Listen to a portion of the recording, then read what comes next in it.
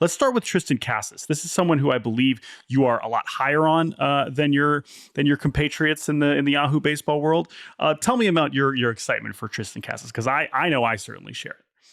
Yeah, I mean, Casas hit 317 after the All-Star break last season, when he also ranked top 5 in WRC plus and OPS and other redundant counting stats like that. I mean, just awesome in the second half. His StatCast numbers for the whole season just feature a ton of red.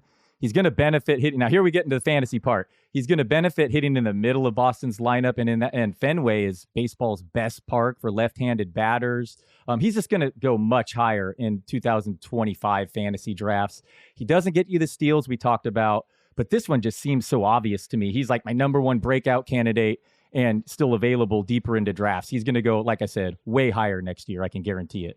And the other thing with him, I think that's important, is if he struggles, the Red Sox are going to continue to play him, because the best version of the Red Sox in 2024 and 2025 and beyond needs Triston Casas to be good. And so there's a long leash there. Whereas, like, I think it's understandable to see Casas and have like Bobby Dahlbeck trauma in a way.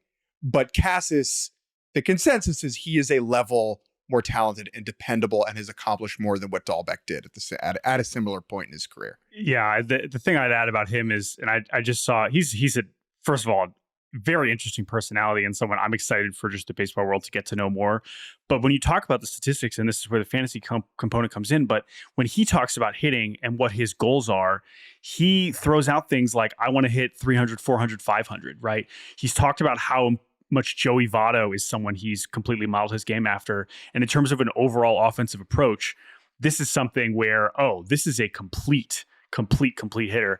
And that's just been true since he was in high school, right? And now he was much more celebrated coming out of high school, than Votto was 20 years ago. But you can see that is the offensive profile that is starting to form. And I agree. I think that, listen, there's a lot of reasons to be concerned about the direction of the Red Sox and how much fun they're going to be having this year. Triston Casas should be the least of your worries, because I think he is going to be fantastic. So I think we are totally on board with that. And I agree. It's almost like it feels like some players just develop, kind of get stuck with the stink of the organization. And I feel like that sometimes even applies in a fantasy context, even if logically it's like, what the hell? This guy was one of the best hitters in baseball, in the second half. And why wouldn't you want to pick him? So I love that pick.